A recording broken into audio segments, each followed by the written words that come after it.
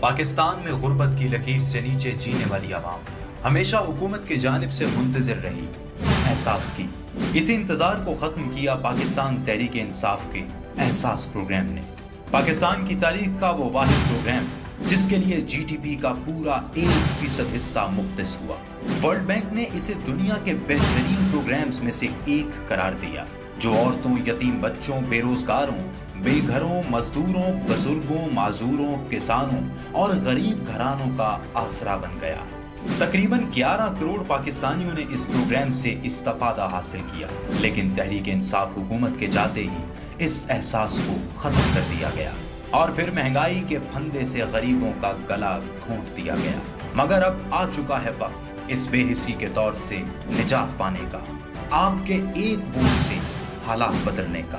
تو پھر اٹھو اور اس بار اپنے ہاتھ سے نظام بدلو، حالات بدلو۔